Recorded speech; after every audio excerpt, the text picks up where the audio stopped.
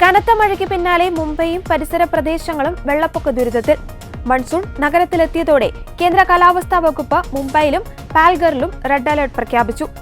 ഇടിയോടുകൂടിയ അതിശക്തമായ മഴയ്ക്കും മിന്നലിനും മണിക്കൂറിൽ 40 മുതൽ 60 കിലോമീറ്റർ വരെ വേഗതയിലുള്ള ശക്തമായ കാറ്റിനും സാധ്യതയുണ്ടെന്നാണ് മുന്നറിയിപ്പ്.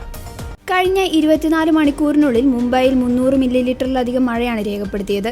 ഇത് കാലാവസ്ഥാ വകുപ്പിന്റെ കണക്കനുസരിച്ച് അതിതീവ്ര മഴയുടെ പരിധിയിൽ വരുന്നതാണ്. രാവിലെ 4 മണിക്ക് പുറപ്പെടുവിച്ച റെഡ് അലർട്ട് പിന്നീട് രാവിലെ 7 മണിയോടെ ഓറഞ്ച് അലർട്ടായി കുറച്ചിട്ടുണ്ട്. മുംബൈ, താനെ, റായ്ഗഡ്, പൽഘർ, സിന്ധുദുർഗ് എന്നീ മേഖലകളിൽ ഇടത്തരം മുതൽ ശക്തമായ മഴ തുടരുമെന്നാണ് പ്രവചനം. കനത്ത മഴയെ തുടർന്ന് നഗരത്തിന്റെ പല ഭാഗങ്ങളിലും കനത്ത വെള്ളക്കെട്ട് രൂപപ്പെട്ടു. കിങ് സർക്കിൾ, ദാദറിലെ ഹിന്ദു കോളനി തുടങ്ങിയ ജനവാസ മേഖലകളിലും റോഡുകളിലും വെള്ളം കയറി.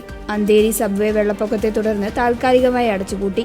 കനത്ത മഴ പെയ്തിട്ടും മുംബൈയിലെ സബർബൻ റെയിൽവേ, ബെസ്റ്റ് ബസ് സർവീസുകൾ എന്നിവ നിലവിൽ തടസ്സമില്ലാതെ സാധാരണ നിലയിൽ സർവീസ് നടത്തുന്നുണ്ടെന്ന് മുംബൈ കോർപ്പറേഷൻ അറിയിച്ചു.